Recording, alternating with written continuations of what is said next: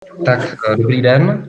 My tady jsme dneska, abychom udělali krátkou přednášku o vlastně naší studentské radě, našem studentském parlamentu. Добрый день. Мы тут знаходимся, каб представить короткую лекцию про нашу студентскую раду и наш студентский парламент.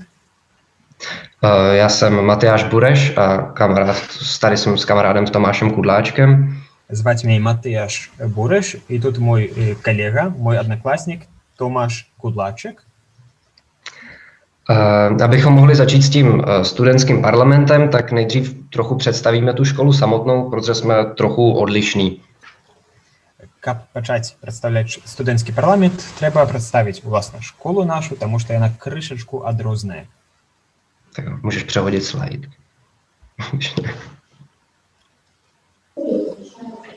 Tak, jsme všeobecná škola, gymnázium, teda s 8letým studiem. Мы з'яўляемся агульнаадукацыйнай сярэдняй школай з 8гадовым навучаннем. Jsme poměrně malá škola, bereme každý druhý rok do primy, což znamená, že máme asi jenom 100 studentů. Мы адносна невялікая школа. У першы клас у нас мы набираем раз на 2 гады каля 100 студентов. Tím teda vzniká nějaká komunita lidí od 11 až do 19. Вось каля 100 студентаў у цэлым у нас у школе, і такім чынам узнікае пэўная супольнасць вучняў ад 11 до 19 год. A sídlíme, nebo naše hlavní, jako ta škola samotná je v Praze. A můžeš dát mapu, když tak. І наша школа знаходіцца менавіта ў Празе. Tak. Naše škola je poměrně hodně specifická. Děláme spoustu věcí, které jiné školy nedělají. Наша школа з'яўляецца досыць спецыфічнай. Мы займаемся тым, чым многія школы не займаюцца.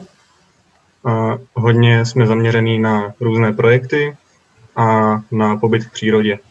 Мы вельмі засяроджаныя, ці вельмі сканцэнтраваная наша ўвага на розныя праекты і на пребыванне ў прыродзе. 7 týdnů ze školního roku proto trávíme mimo budovu školy na různých výjezdech.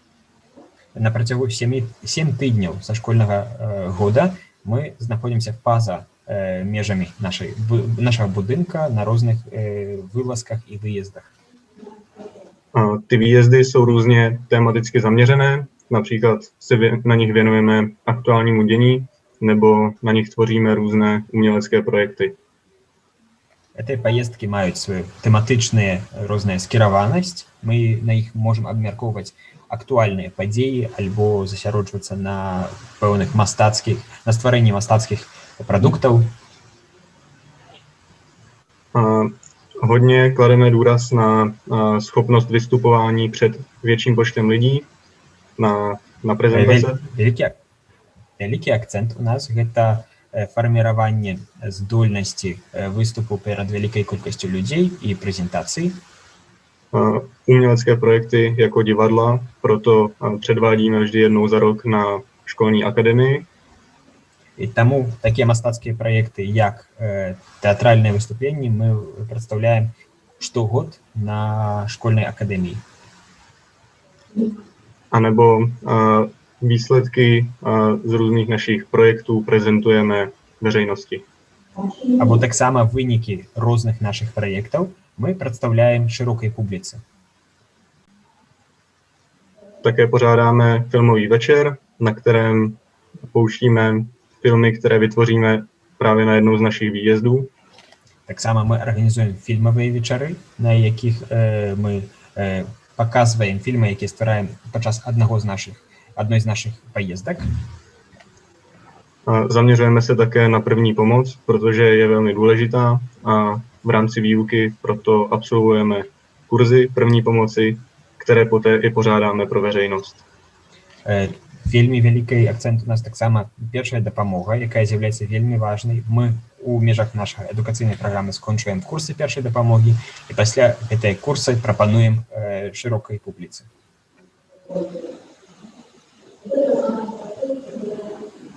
Asi hlavní věcí, která nás odlišuje od jiných škol, zvlášť aspoň tady v České republice, tak je náš systém hodnocení, kterýmu říkáme podmínky. Галоўным адрозненнем нашай школы ад іншых школ, прынамсі тут у нашай Чэшскай Рэспубліцы, з'яўляецца сістэма ацэнак, якую мы называем умовы. Přehodit slide, prosím. Podobá se to hodně univerzitnímu systému kreditů. Яна вельмі падобная сістэме крэдытаў універсітэцкіх. A funguje to hlavně tak, že v každém předmětu se musí do určitého čtvrtletí splnit určitý počet podmínek.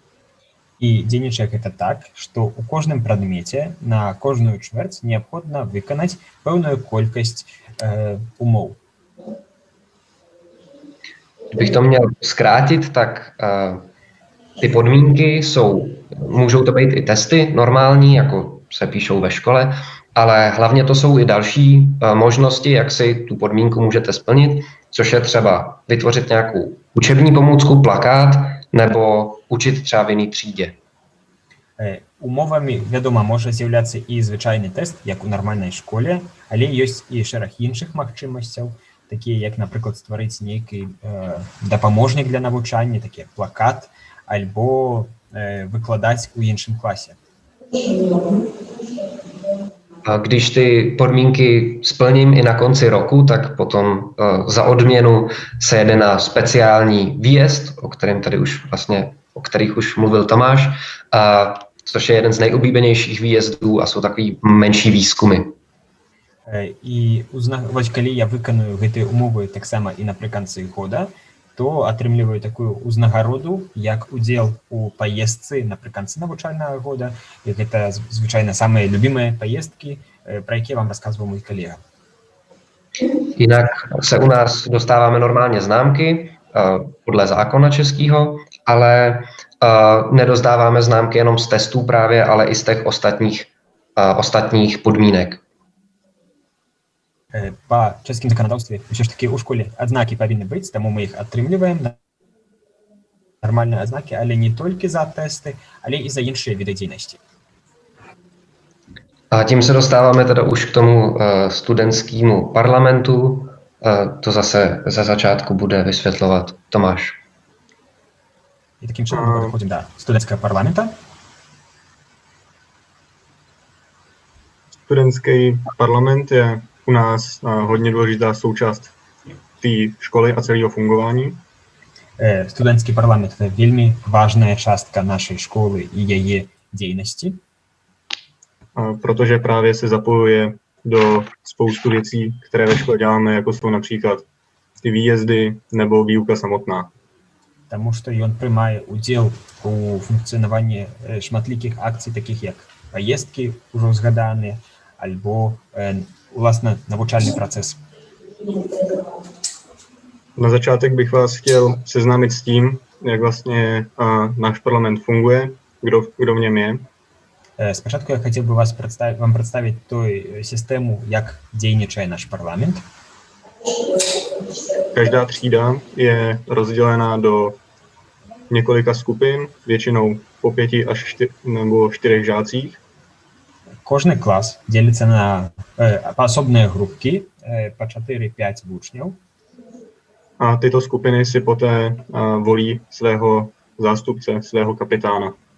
І кожная з гэтых груп выбірае свайго прадстаўніка, капітана. Tyto zvolení kapitáni pak tvoří studentský parlament, kde zastupují právě své spolužáky ze své skupiny. І менавіта гэтыя капітаны ўваходзяць у школьны парламент, дзе прадстаўляюць сваіх калег са сваіх меншых груп. Ze zástupců, kteří tvoří studentskou radu, se poté tajným hlasováním zvolí předseda a místopředseda. Сярод гэтых прадстаўнікоў, якія ўтвараюць студэнцкі савет, шляхам тайнага галасавання выбіраецца старшыня і намеснік старшыні. Předseda pak zodpovídá za chod toho studentského parlamentu, řídí jeho jednání. Старшыня адказвае за дзейнасць парламента і кіруе ёй. Kromě předsedy a místopředsedy je důležitou funkcí ve studentském parlamentu také tajemník. Імя старшыні, намесніка старшыні важную ролю у нашым парламенце адыгрывае сакратар.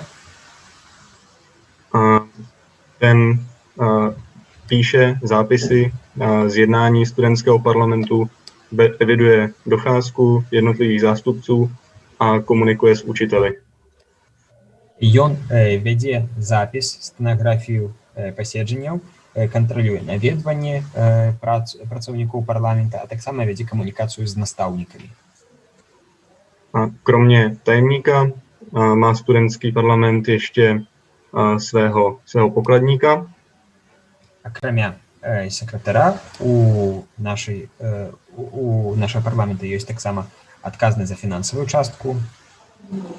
Ten spravuje finance, peníze studentské rady, které přijímáme například z dobrovolného vstupného, které si vybere na školní akademii.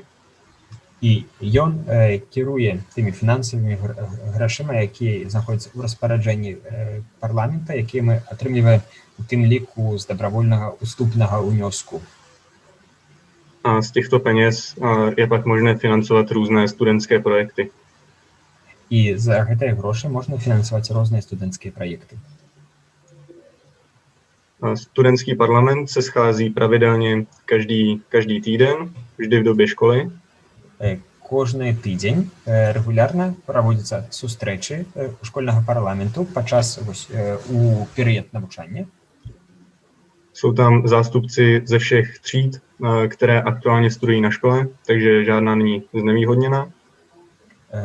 Там ёсць прадстаўнікі кожнага класа, які зараз навучаецца ў школе, то бок няма класа, які знаходзіўся ў менш выгаднай становішчы.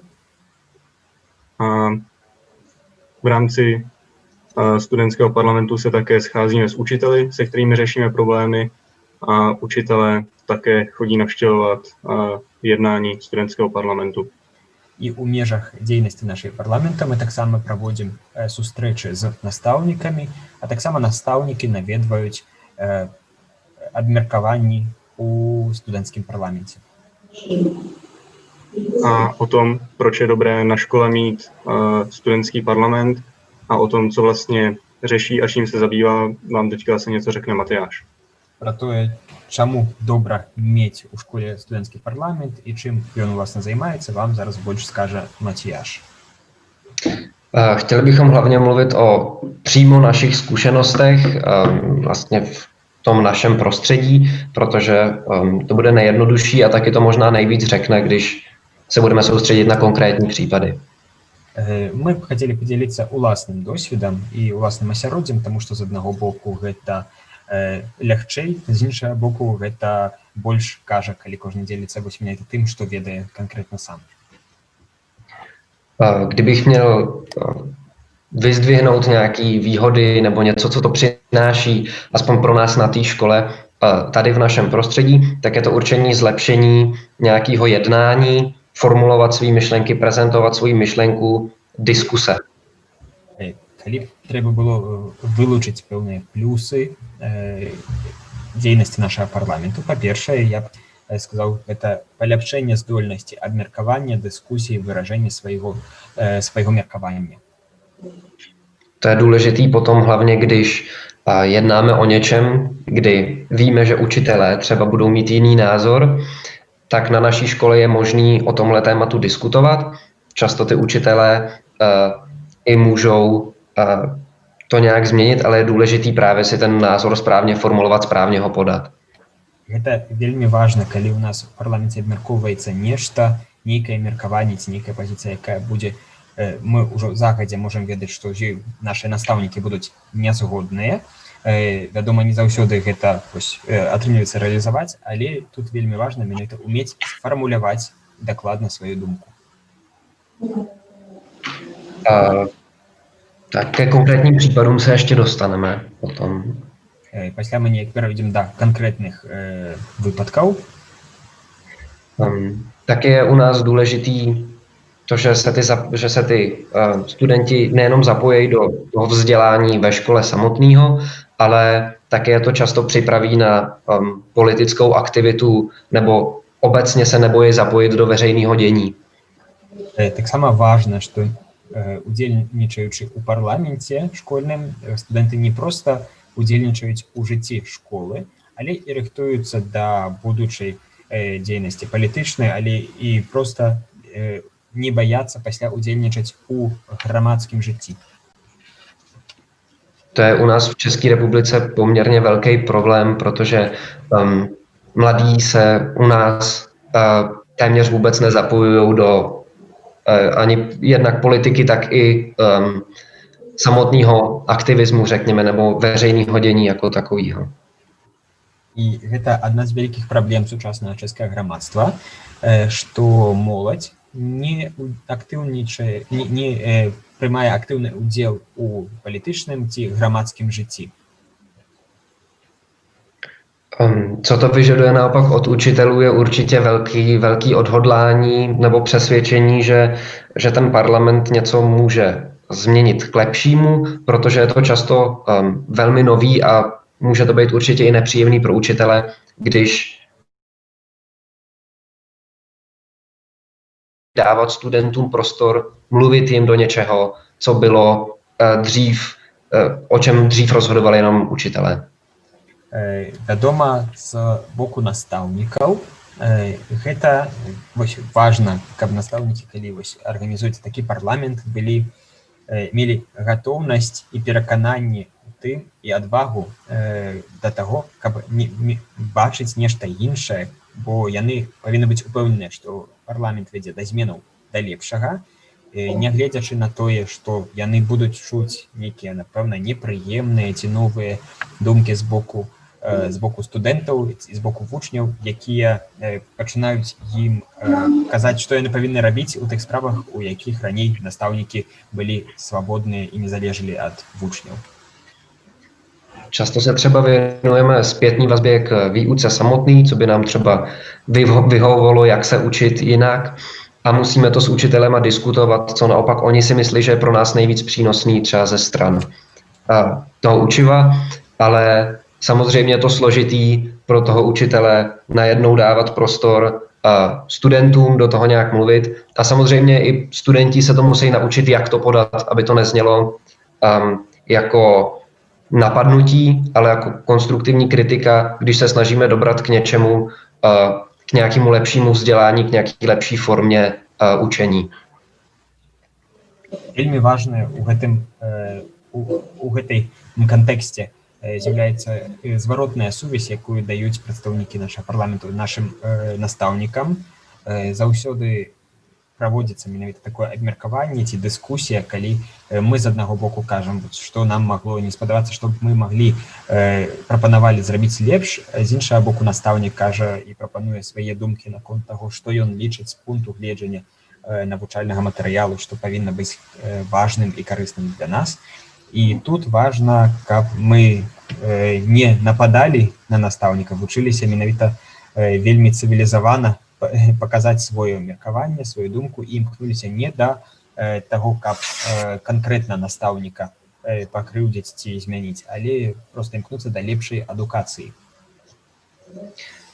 Určitě nechci říct, že děláme vždycky všechno dobře, nebo že se vždycky všechno povede, ale my často zkoušíme nové věci, spoustakrát se to nepovede, spoustakrát se musíme vrátit k něčemu předchozímu, ale důležitý je právě to odhodlání se do něčeho nového pustit, něco trochu změnit třeba a potom sledovat ty výsledky, jak se to projeví třeba v tom, jak jsou studenti spokojení, jestli to nepřidělá práci učitelům, jestli jim to třeba usnadní práci a jaký jsou ty studijní výsledky samotný.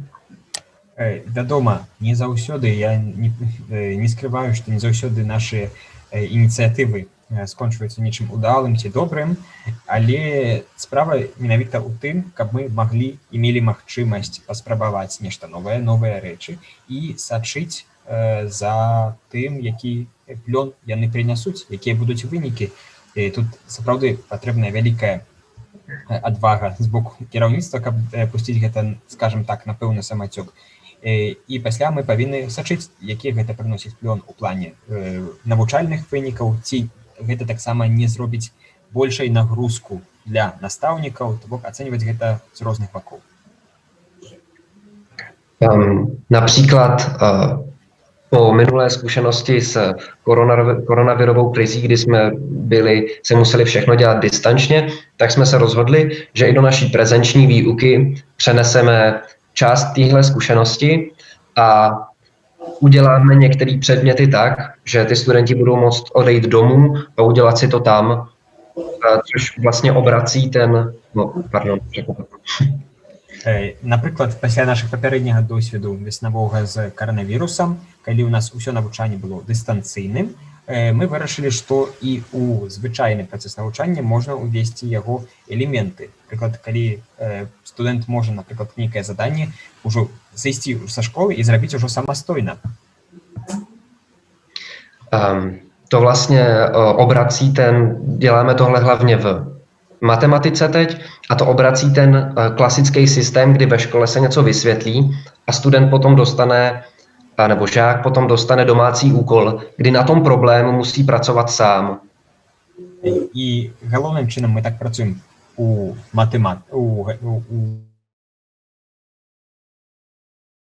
крышачку тую класічную сістэму, калі у школе студэнтам і вучням нешта тлумачыцца, а пасля яны дома, уласна кажучы, самі змагаюцца з тым, як прымяніць гэтыя веды на практиce.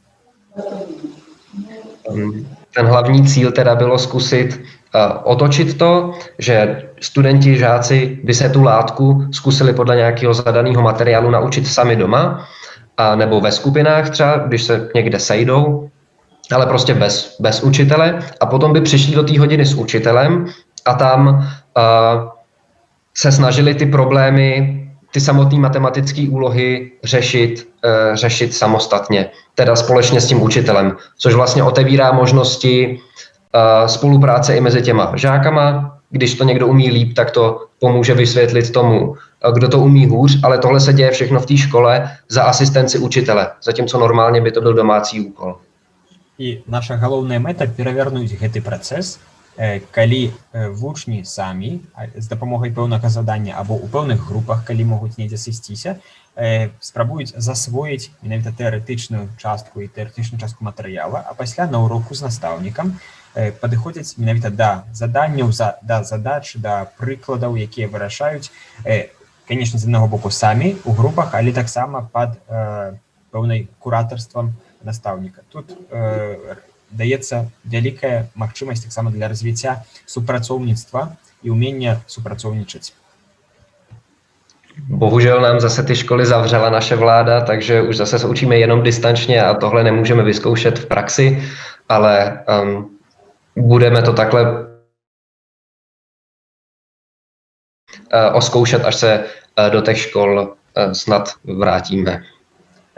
На жаль, наша урад нам зноў зачыніў школы, таму мы не можам на практыцы зноў праверыць, як гэта будзе дзейнічаць, але вельмі спадзяёмся, што атрымаецца гэта праверыць, калі мы вернемся ў школу.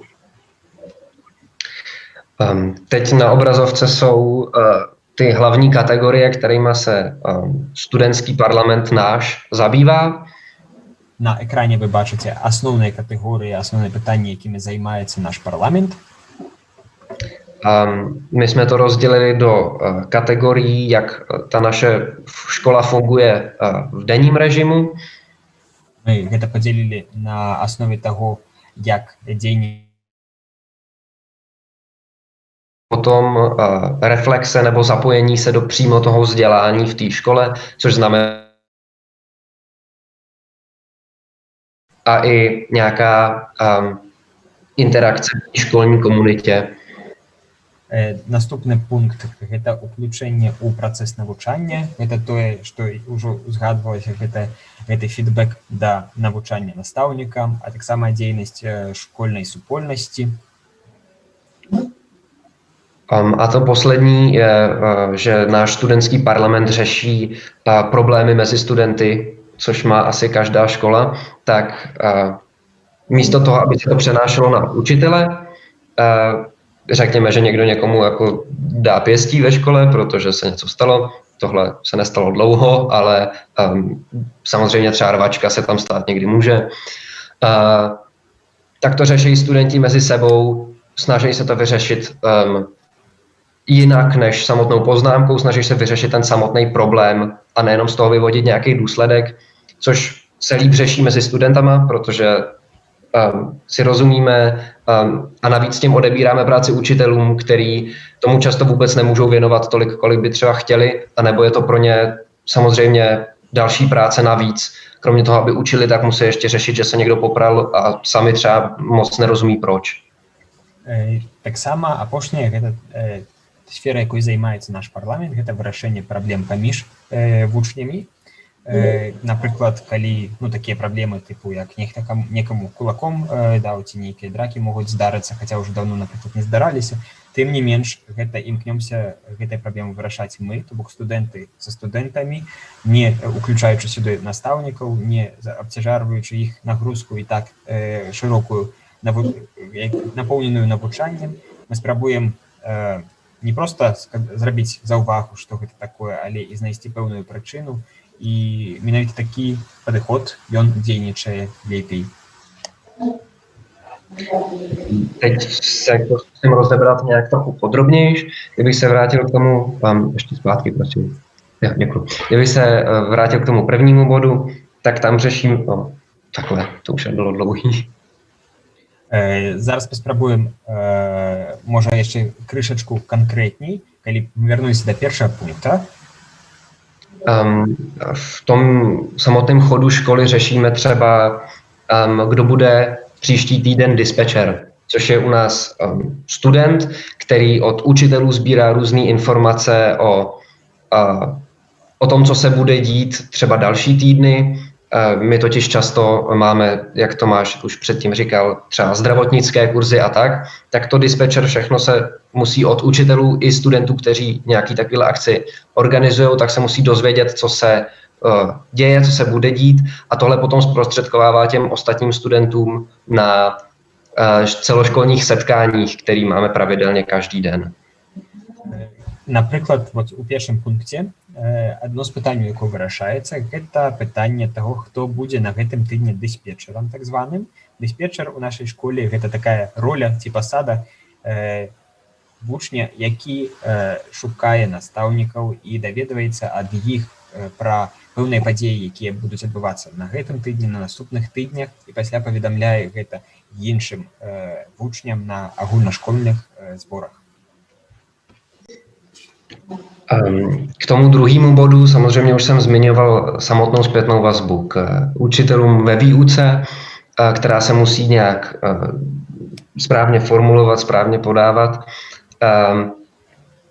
Potom taky často řešíme tady podobné věci na těch výjezdech, který Tomáš zmiňoval, když jsme mimo školu, třeba týden v kuse, celá škola, pracujeme buď na nějakém projektu, anebo tam jenom se učíme jinde v jiném prostředí, zvlášť venku třeba.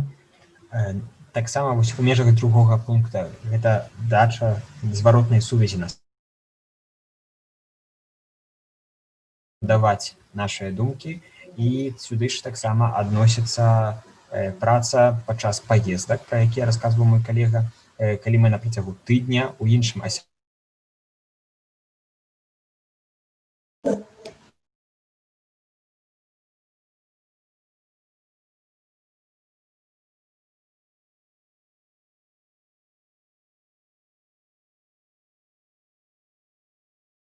Třeba minulý rok jsme na studentské radě řešili to, že ty starší studenti, řekněme od 15 výš, tak už úplně nechtějí hrát s těmi mladšími hry, protože to nebaví, nic jim to nepřináší a šli by třeba radši na procházku. Když máme jít ven, tak místo hry, že by radši na procházku. Takže jsme se třeba snažili s učitelem vyřešit to, abychom se mohli rozdělit a kdo chce, tak mohl hrát hru, kdo chce, tak aby šel na procházku. Таксама падчас гэтых паездак вырашаецца такое пытанне, як ежа, таму што на некалькіх з гэтых паездак мы гатуем самі. Пытанне, што будзем гатаваць, як, дзе, калі. Таксама нядаўна канкрэтны выпадак, які мы вырашалі, была праблема, што старэйшыя вучні нашай школы, так 15+, не заўсёды хочуць гуляць з малодшымі. Калі вось на гэты час яны, напрыклад, хацелі ісці некуды на прагулку, і вырашалі мы, ці ёсць магчымасць вот такога падзелу, хто б хацеў гуляць з малодшымі, ці быць з імі, мог бы застацца, а нехта мог бы ісці на прагулку. Jenom doplním, že naše škola je poměrně komunitní, takže spousta těch projektů samotných probíhá ve výjekově smíšených skupinách, kdy ty mladší spolupracují s těma staršíma, ty nejmladší s těma nejstaršíma. Takže to není, že by se ty studenti vůbec nestýkali, ale je to spíš možnost místo toho, aby někde se člověk válel ve sněhu nebo padal do bláta, aby se mohl prostě normálně projít a bejt na tom vzduchu. To někomu vyhovuje víc. Такая заўвага, я павінен быў бы сказаць, што наша школа у цэлым яна вельмі школа супольнасць. Это значыць, што у шматлікіх праектах мы працуем у групах з розніцай ва ўзросце, то бок нават часта самыя малодшыя працуюць самымі старэйшымі.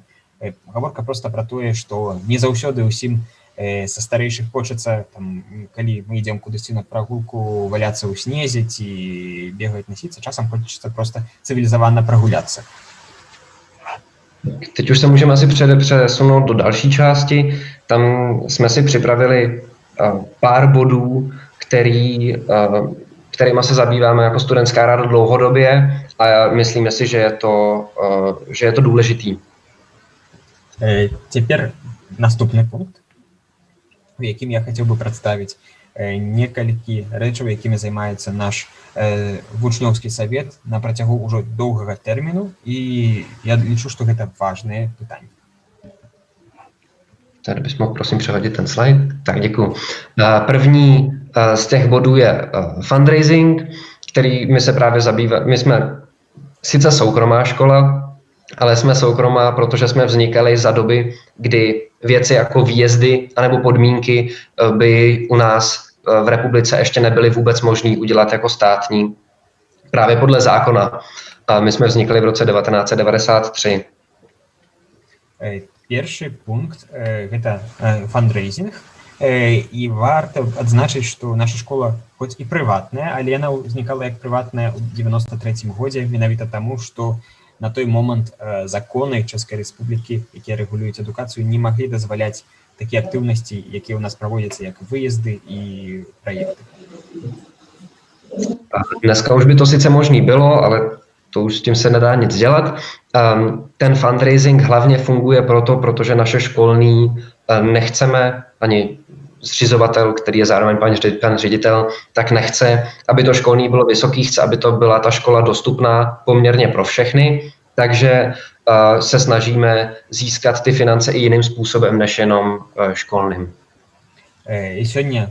Хоць і сёння законы дазваляюць такую дзейнасць, ну вось ёсць як ёсць, і гэтым ужо цяжка што змяніць. І вось гэты фандрейзинг заключаецца ў тым, што фундатар нашай школы, які адначасова з'яўляецца яе дырэктарам, разам з намі імкнецца знайсці нейкія сродкі, як зрабіць нашу адукацыю і навучанне ў нас даступным, каб крыніцай існавання нашай школы былі не толькі плата за навучанне, ale i іншые. Například i několik studentů společně s pár učiteli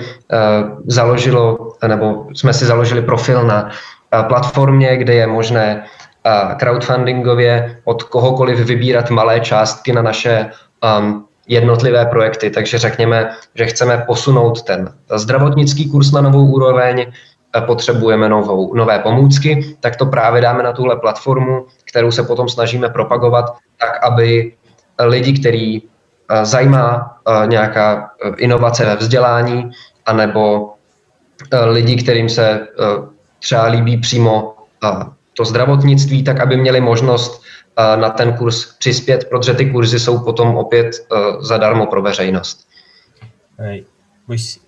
Конкретный приклад. Некалькі вучняў з нашай школы і пару настаўнікаў аснавалі ці адкрылі профіль на адной з платформ, якая займаецца краўдфандынгам. І там эта платформа дазваляе збіраць невялікія сумы на канкрэтныя мэты ад кожнага жадаючага. Напрыклад, калі б мы хацелі падняць узровень гэтага медыцынскага курса, напрыклад, пэўныя медыцынскія прылады знайсці ці прыстасаванні, то проста публікуем гэтую просьбу ці гэты праект. І кожны, хто зацікаўлены ў інавацыйным навучанні, паляпшэнні якасці навучання ці, напрыклад, зацікаўлены у медыцынскіх курсах, ён можа даць нейкую суму грошай на гэтую мэту, таму што пасля гэтыя курсы, як я ўжо казаў, мы прапануем публіцы бясплатна. Čas od času na naše aktivity taky poměrně sedí popis nějakého grantu, kterého si všimneme, takže z toho potom můžeme se pokusit o získání nějak části těch financí na třeba dražší vybavení nebo výjezdy do zahraničí, které u nás nejsou vůbec pravidelně, což hodně českých škol vlastně má pravidelné zahraniční výjezdy, tak u nás se to děje pořádně vlastně jenom jednou za studium. Takže třeba tyhle granty větší potom využíváme pro to, abychom mohli alespoň teda jednou vycestovat někam do zahraničí na výukový program. Časem tie актыўнасці ці тая дзейнасць, якой займаецца наша школа, вельмі дакладна адпавядае апісанням канкрэтных грантаў, якія прапануюцца, і таму мы вельмі імкнёмся да таго, каб атрымаць прынамсі частку гэтага гранта, і вось гэтыя большыя сумы фінансавыя, якія атрымаем дзякуючы гэтым грантам, з аднаго боку накіроўваюцца на больш дарагое, на досыць дарагое абсталяванне, каб паляпшаць навучанне. З іншага боку, праз яго фінансуюцца выезды за мяжу, якія у многіх школах досыць рэгулярныя. У нас, в нашым выпадку, это не так, і мы імкнёмся забяспечыць магчымасць прынамсі раз за увесь тэрмін навучання, каб наш вучань мог выехаць за мяжу. Teď se dostávám k tomu druhému bodu, což je nějaké hodnocení studentů, o kterém jsme hodně společně s učiteli přemýšleli tohle léto a který se teď snažíme nějak implementovat.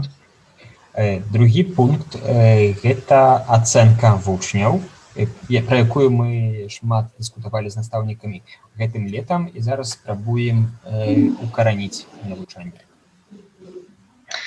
Protože ačkoliv zákon nařizuje klasické známkování, které máme v České republice, což znamená od 1 nejlepší známky do 5 nejhorší známky, které potom musí být i na vysvědčení, tak jsme se společně s učiteli shodli na tom, že známka samotná z nějakého testu není tak důležitý jako to, jak se ten žák v hodinách nebo obecně snaží, jak je schopný v rámci toho předmětu třeba přemýšlet, a tak se snažíme od tohohle trochu odpoutat jinou formou nebo změněnou formou známkování.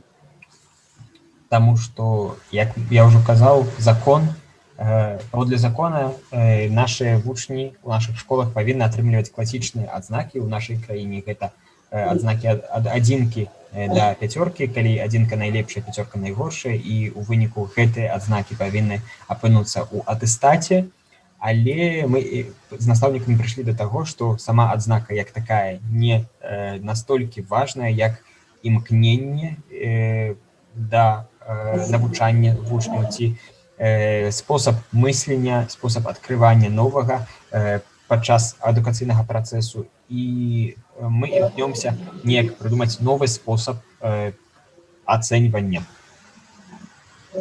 Společně s učiteli jsme se nakonec dohodli, že některé podmínky budeme známkovat nebo se budou hodnotit tak procenty, které se přímo nevážou k nějaký známce, a taky se do nich může zahrnout to, jak ten student o tom třeba, když se jedná o ústní zkoušení, tak se často pozná, kolik ten student o tom přímo ví, nebo jaké má spojení s ostatními předměty, což je často důležitější, než kdyby se přímo naučil ty znalosti. Напрыклад, для некаторых прадметаў, некаторых умоў, пра якія мы казалі, мы завялі сістэму працэнтнага ацэньвання. Гэтыя працэнты, прычым не звязаныя з канкрэтнай адзнакай, калі ацэньваецца, напрыклад, пры вусным ацэньванні, так? Не толькі колькасць канкрэтных ведаў, але і магчымасць студэнтам звязаць гэтыя канкрэтныя веды з іншымі прадметнымі абласцямі, што часам важней, čím vlastně ty věci. A u jiných podmínek pak máme jednodušší systém, kdy se jedná o to, jestli ten člověk to splnil nebo nesplnil, a jestli to splnil, tak jestli to splnil lépe nebo hůře. Máme to označený OK, OK plus, OK minus. A takže to vůbec už se nějak s tou známkou spojit nedá.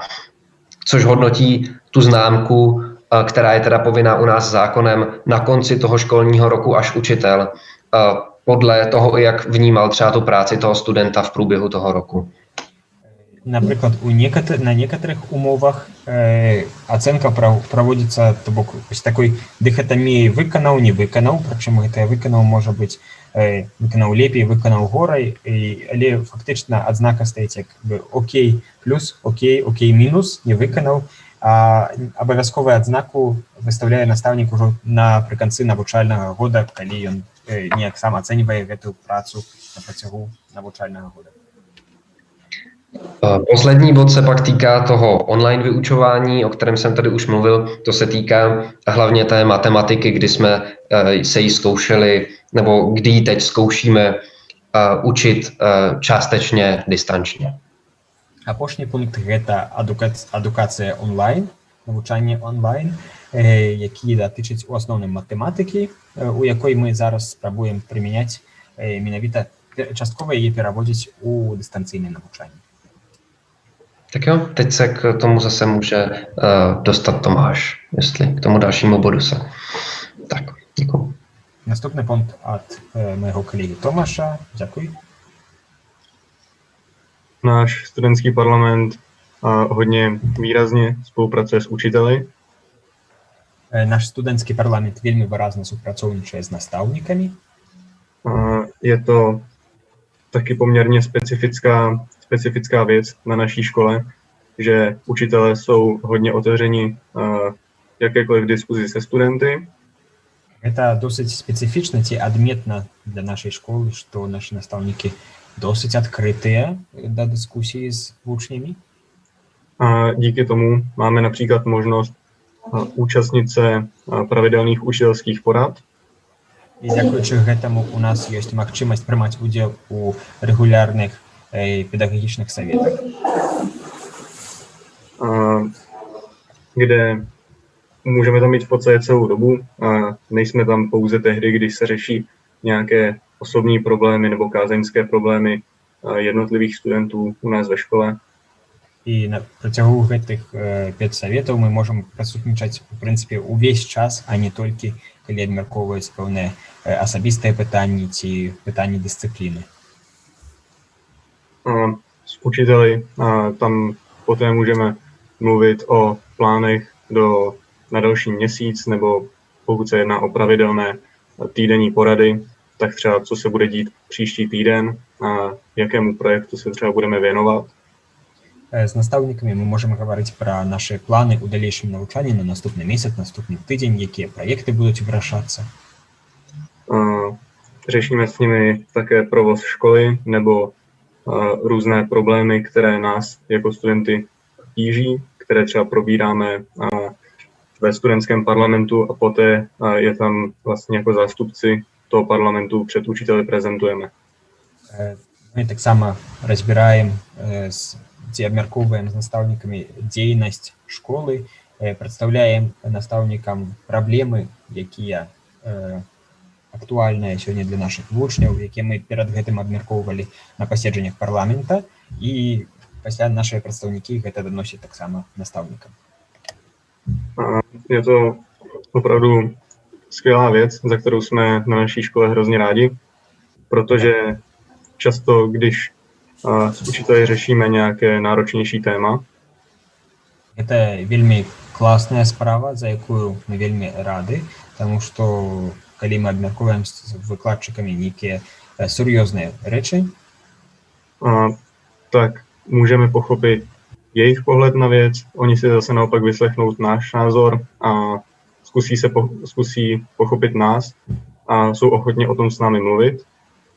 то тады мы ўбачым іх пункт гледжання, яны пачуюць нас, і тады ёсць лепшая магчымасць да камунікацыі. A ve chvíli, kdy je to možné, kdy to například není omezené nějakým zákonem o školství, tak se s námi snaží i hledat kompromis a dojít k nějaké změně tak, aby to co nejlépe vyhovovalo jak nám, tak i jim. І калі гэта магчыма, калі гэта не абмежавана пэўнай нормамі закона, то вельмі часта мы імкнёмся да кампраміса, які з аднаго боку робіць лепшым і лягчэйшым навучанне, магчыма, для нас, але і робіць лепшай і больш якаснай іхнюю працу. Kromě toho, že můžeme my jako studenti chodit na učitelské porady, tak máme také jednání studentského parlamentu společně s pedagogickým sborem. Акрамя таго, што мы можам наведваць пасяджэнні педсавета, то перыядычна адбываюцца супольныя пасяджэнні парламента школьнага і настаўнікаў, kde s nimi často řešíme témata, která mají dopad na celou školu, ovlivňují třeba fungování ve škole a výrazně se pak promítají do toho našeho života ve škole. На якіх мы часта рашаем ці вырашаем праблемы, якія датычаць усёй школы і яе дзейнасці. Tyhle porady společně s učiteli se konají zhruba 3x až 4x za rok. Такія пасяджэнні агульна адбываюцца 3-4 разы на год. A zabýváme se tam právě tématy, u kterých dlouhodobě, právě v průběhu třeba 2 až 3 měsíců vnímáme nějaké problémy a podobně. Мы там займаемся праблемамі, у якіх мы назіраем, якую прысутнасць якіх назіраем на працягу доўгага перыяду, то бок 2-3 месяцы. Jedním z témat, které jsme tam právě s učiteli řešili, byla změna zvonění, vlastně změna času vyučování. Одна з праблем, одна з тем, якую мы вырашалі, была змена раскладу звонков. Protože jsme chtěli mít delší velkou přestávku, prodloužit ji o 5 minut, jelikož se u nás přestávky často využívají k tomu, aby se studenti zkoušeli u učitelů a ten delší čas se tam proto hodí. I my хотели мець больш працяглы доўгі перапынак, павялічыць яго на 5 хвілін, таму што часам менавіта на перапынках настаўнікі могуць правяраць нешта у студэнтаў, пэўныя дадатковыя справы, матэрыялы, і вось гэтай 5 хвілін і туды пасавалі вельмі добра. No, protože jsme chtěli prodloužit tu přestávku o 5 minut, tak jsme museli vyřešit, kde těch 5 minut vezmeme, protože studentům se nelíbilo, že by se vyučování protáhlo o 5 minut do odpoledne, ani že by začínalo o 5 minut dřív. І мы павінны былі прыняць рашэнне і знайсці, дзе ўзяць гэтыя 5 хвілін, таму што вучням не хацелася ні на 5 хвілін раней прыходзіць, ні на 5 хвілін пазней сыходзіць са школы. Nebylo možné ani zkrátit pauzu, kterou máme na oběd, protože to by se nelíbilo ani učitelům, kteří si během ní potřebují odpočinout. Нам таксама не хацелася, не было магчымасці скараціць перапынак абедзены, таму што тады настаўнікі не мелі магчымасць адпачыць. No, tak jsme dospěli potom ke kompromisu společně s učiteli, že tu velkou přestávku prodloužíme o 5 minut a naopak o těch 5 minut, které na to potřebujeme, tak zkrátíme první přestávku z 10 minut na 5, která není tak důležitá a může být kratší. І тады мы дамовіліся з настаўнікамі, што працягнем на 5 хвілін вось гэтую вялікі перапынак, про які казалі, але з іншага боку скароцім на 5 хвілін першы перапынак з 10 на 5 хвілін, які, ну, гэты першы перапынак не такі важны. A když jsme pak vlastně se domluvili na téhle změně, tak jsme ji zhruba další 2 až 3 měsíce zkoušeli v tom reálném provozu ve škole během té výuky. Калі мы дамовіліся пра гэтае рашэнне, наступныя 2-3 месяцы мы правяралі яго эфектыўнасць у рэальнай дзейнасці. A na dalším společném jednání jsme se pak zase sešli s učiteli a pokusili jsme se tuto změnu nějak zhodnotit. Řešili jsme, jestli je to vyhovující nebo ne, případně jaký je tam konkrétně problém a jak by se to dalo řešit. І на наступнай сустрэчы з настаўнікамі мы ўжо абмяркоўвалі, як можна ацаніць гэтую сітуацыю, ці яна выканала сваю функцыю ці не, ці ёсць тут пэўныя праблемы і калі ёсць, як іх можна вырашаць. Tématy na ta společná jednání přicházíme nejčastěji jako studenti, když se na studentském parlamentu bavíme o tom, co bychom s učiteli chtěli řešit, ale zároveň taky často přichází na různé podněty od učitelů, kteří mají nějaký plán, mají nějakou představu, co a jak by chtěli udělat a rádi by na to třeba znali náš názor. Часцей за ўсё на гэтых пасяджэннях гаворым мы, як студэнты і вучні, якія прасоўваюць свае ідэі, але часам таксама настаўнікі прапануюць свае ідэі, сваё бачанне, і калі хочуць пачуць наша меркаванне і наше стаўленне да гэтага. Jako zástupci studentů také máme možnost, kromě učitelských porad, se potkat s učiteli i v létě, v době prázdnin, kdy jezdí na pravidelné letní soustředění. Як прадстаўнікі студэнтаў мы таксама можам сустракацца з настаўнікамі летам, калі звычайна летам сустракаемся на регулярных сборах. Tam pak máme možnost říkat naše názory na to, jak by měl být naplánován školní rok, kdy se bude konat jaký výjezd, jak bude třeba dlouhý, jestli by měl zasahovat do víkendu nebo do státního svátku, případně jaké by mělo být jeho téma.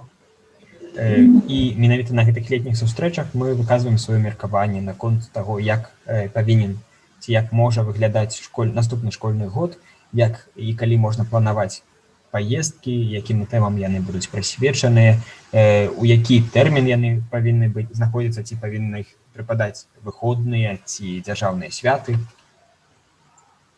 Nebo s nimi naopak řešíme větší, rozsáhlejší témata, na která není třeba čas během školního roku, nebo se odloží z těch společných jednání. Таксама мы на працягу гэтых сустрэч абмяркуем больш шырокія і змястоўныя пытанні, на якія няма часу падчас навучальнага года. A ty pak právě na tom soustředění diskutujeme s učiteli, oni nám k tomu říkají své připomínky a snažíme se najít nějaký společný kompromis. І абмяркоўваем гэта з настаўнікамі, настаўнікі нам выказваюць свае заўвагі, і мы імкнёмся да таго, каб знайсці кампраміс. Kromě těch velkých témat, která se objeví třeba v průběhu školního roku, se zabýváme i zpětnými vazbami, které jsou na naší škole hodně důležité a hodně využívané. Таксама мы тут займаемся, акрамя гэтых пытанняў, якія ўзнікаюць на працягу навучальнага года, зваротнай сувяззю, як вы заўважылі, гэта важная téma naší školy? Jsou to zpětné vazby od všech studentů, které vyplňují na konci školního roku. Zaměřují se v nich na hodnocení výjezdů, co se jim na nich líbilo, nelíbilo.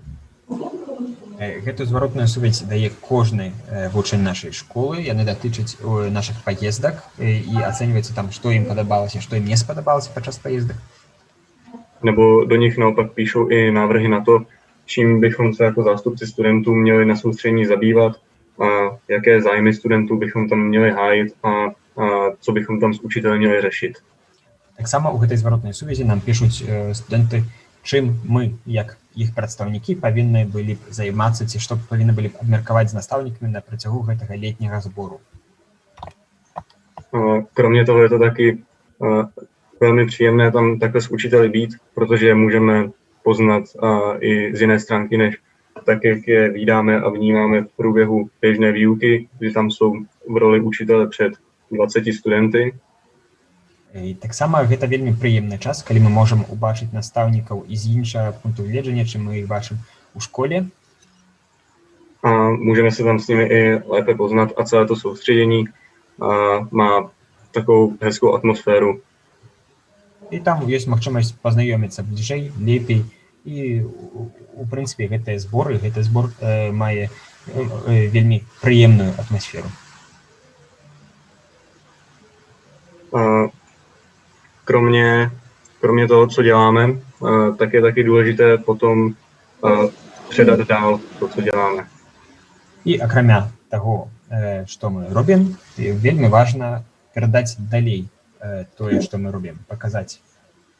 Je důležité, aby zbytek školy, kteří nejsou jako zástupci v té studentské radě, aby věděli o tom, co se tam děje, o čem studentská rada rozhoduje. Вельмі важна, каб уся астатняя школа, усе вучні, якія не ўваходзяць у студэнцкі савет, у студэнцкую раду, каб яны ведалі, чым студэнцкая рада займаецца.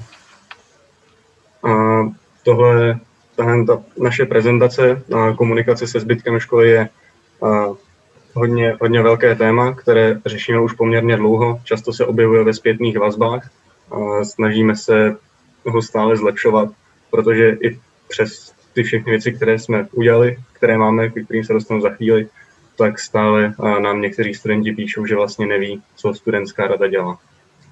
І вось гэтай прэзентацыі нашай дзейнасці астатняй школы мы прысвячаем вялікую ўвагу таму, што нягледзячы на тое, што мы пастаянна імкнёмся да таго, каб паляпшацца, рабіць нашу дзейнасць лепшай і лепшай, знаходзіцца вось у зваротнай сувязі ад нашых таварышаў нейкія вось заўвагі, што яны ўсё ж такі не ведаюць, чым нават займаецца наш савет. Tou formou komunikace se zbytkem školy jsou online zápisy z jednání studentské rady, které máme na našich webových stránkách. Одна з форм гэтай камунікацыі з'яўляецца онлайн-запісы нашых пасяджэнняў, якія знаходзяцца на веб-сторонце нашей школы. Kromě toho se také snažíme přiblížit naši činnost i ostatním studentům přes sociální sítě, jako je třeba Facebook. А таксама праз сацыяльныя сеткі, такія як, напрыклад, Facebook. Tomáši, prosím tě, tady píšu, že bychom se měli blížit tomu závěru. Že bychom jo, už jsme skoro na konci. Pardon.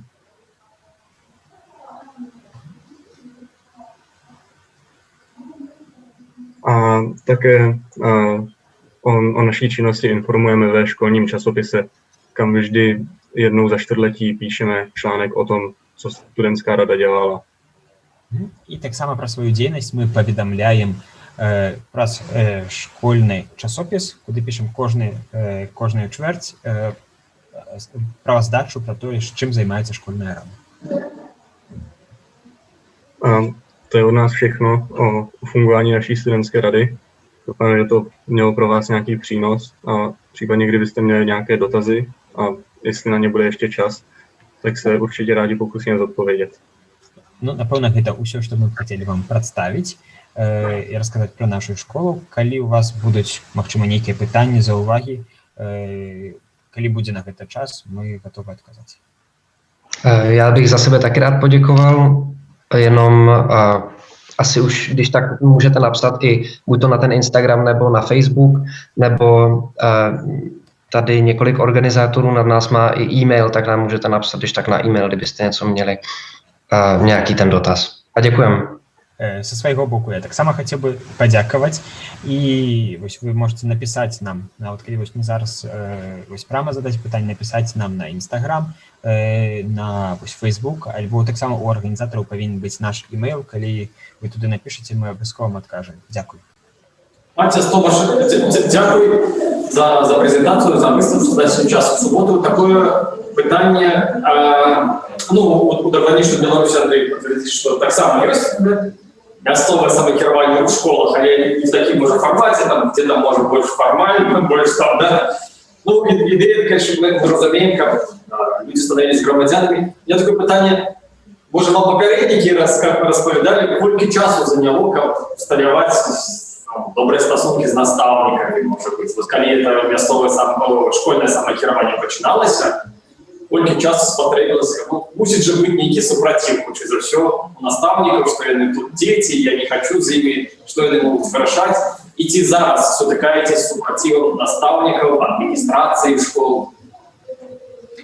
Takže takový dotaz. Takže zaprvé, Matyáši, Tomáši, vám děkujeme za hezkou prezentaci. A takový dotaz, no, samozřejmě tady u nás v Bělorusku taky funguje jako na školách ta studentská samospráva, i když spíš jako taková formalita nějaká občas, ale taky to tady máme.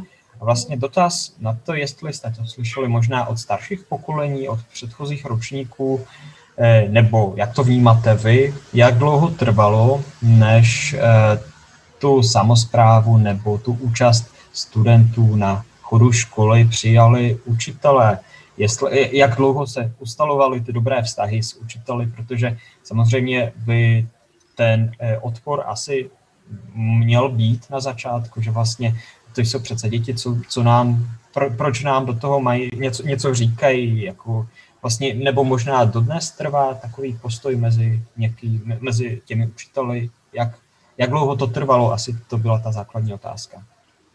Určitě. U nás vlastně ten impuls toho školního parlamentu přišel už přímo u založení od našeho pana ředitele. Takže u nás je to jednodušší, protože když ty učitelé na tu školu přijdou, tak už počítají s tím, že vlastně třeba ten školní parlament u nás hodně má důležitou roli, ale jsme zapojeni v organizaci Česká středoškolská unie, která se částečně taky zabývá zaváděním školních parlamentů na českých ostatních školách, což tady u nás není běžné. My jsme poměrně výjimka, zvlášť z hlediska toho, jak moc s těmi učiteli komunikujeme. A ano, samozřejmě je to určitě problém, vždycky se to těm učitelům musí nějak podat, co vlastně, jak je to výhodné pro ně, protože samozřejmě je jednoduše pochopitelné, proč nechtějí, aby v tom měli studenti, nebo aby do toho studenti nějak mluvili do těch věcí, které bývaly třeba vždycky na nich. У нашей ситуации можно сказать, что мы находимся в крышечку такой выгодной ситуации, тому что такі імпульс да школьнага самакіравання студэнцкага у нас быў ужо ад заснавання школы, калі наш дырэктар адкрываў нашу школу, уже з самага пачатку, калі настаўнікі да нас прыходзілі, яны павінны былі лічыцца з тым, што тут такая сістэма будзе дзейнічаць, і вядома, што яны, калі згадзіліся на гэтую працу, то яе прымалі. Але варта адзначыць, што вось наша школа, вось гэта функцыянаванне школьнага парламенту, я б сказаў, што гэта хутчэй пакуль выключэнні у Чэхіі, таму існуе такая арганізацыя, як Чэшскі саюз сярэдніх школ, якая прасоўвае ідэю студэнцкага самакіравання, вучнёўскага самакіравання і вучнёўскіх парламентаў у іншых школах. І там мы сапраўды назіраем гэтую праблему, што, якая зразумела, што настаўнікі не хочуць частку вось традыцыйна сваіх паўнамоцтваў перадаваць вучням. І тут вельмі важна тлумачыць менавіта настаўнікам, што такі ход справы таксама выгадны для іх. Hlavně teda na těch ostatních školách, tak to často vzejde i impuls od nějakého učitele, protože čím dál tím víc přibývá učitelů, kteří si vlastně by rádi zapojili ty studenty, protože jsou přesvědčení, že vzhledem k tomu, že ta výuka je to, co se týká těch studentů, tak by měli mít aspoň v něčem malou šanci třeba se vyjádřit k tomu, třeba jak se učí nebo jak ta škola samotná funguje. Takže často to nevzniká aspoň u nás, nevzniká ten impuls jenom od studentů, ale často právě i od učitelů. І варта адзначыць, што ініцыятыва па стварэнні такіх вучнёўскіх парламентаў не заўсёды сыходзіць толькі з боку вучняў. Часам і нейкі настаўнік у школе можа гэты імпульс надаць таму што многія настаўнікі сёння ўжо разумеюць, што калі гэтае навучанне звязанае з вучнем і скіраванае на яго, то вельмі важна таксама чуць ягоны голас і чуць ягонае меркаванне ў тым, што датычыць зместу навучання ці таго, як функцыянуе школа. Так у мяне яшчэ пытанне, калі можна. Вы казалі, што важным складнікам гэтай студэнцкай рады з'яўляецца скарбнік ці бухгалтар. Вось мне цікава, чым менавіта ён займаецца і якімі сумамі можа распоряджацца рада? Takže vy jste říkal, že důležitou postavou té školní rady nebo toho školního parlamentu je pokladník a vlastně zajímalo by mě vlastně, co konkrétně by může řešit a s jakými částkami může zacházet. To klidně si můžeš říct ty, Tomáši, ty tomu vlastně i pokladníkovi rozumíš líp, bych řekl. Jestli... Jo? Určitě. Ten pokladník má ve svých rukách pokladnu studentské rady, ve které jsou většinou částky kolem několika tisíc a většinou se tam dostanou z dobrovolného vstupného, které vybereme na školní akademii. A z těch peněz, co tam jsou, tak právě pak může studentská rada z nich financovat různé studentské projekty. Když si tam někdo přijde s tím, že třeba dělá umělecký projekt, na který potřebuje víc peněz, než kterému na to byly uvolněny třeba od učitelů ze školní pokladny, tak mu my jako studentská rada můžeme na to těch peněz poskytnout víc. Вось у руках гэтай фінансава адказнай асобы бухгалтара нашай студэнцкай рады знаходзіцца бюджэт студэнцкай рады, які складаецца, вось, як мы ўжо казалі, часцей за ўсё з дабравольнага уступнага ўнёску падчас школьнай акадэміі такой акцыі, і ён складае на сённяшні дзень можа некалькі тысяч крон. І вось гэтыя сродкі мы як рада можам прапаноўваць для рашэння пэўных праектаў у межах нашай школы. Напрыклад, калі пэўны мастацкі праект, пра які мы казалі, напрыканцы навучальнага года патрабуе большых выдаткаў, чым на гэта выдзеліла школьная радасць і школьная школа са школьнага бюджэта, то мы можам разгледзець і даць гэты недахоп з бюджэта нашай рады.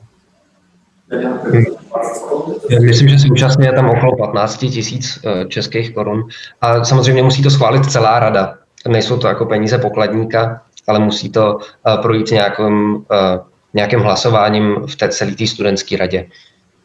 На сённяшні момант я думаю, што там недзе каля 15 000 českých крон, але вядома, не сам вось гэты бухгалтар, ён прымае рашэнне пра тое, што ён ці выдасць ён гэтыя грошы, ці не выдасць. Часцей за ўсё павінна быць пэўнае галасаванне, і уся рада, увесь савет цалкам прымае рашэнне, ці дадуцца на гэтыя грошы, ці не дадуцца. Ясно, добра, дзякуй. Які? Дякую, колеги. Питання більше немає. Děkujeme, kolegové, za ty dotazy, další nejsou. Dobře, taky děkujeme a nashledanou teda v tom případě. Děkujeme, všeho dobrého, do pobачення.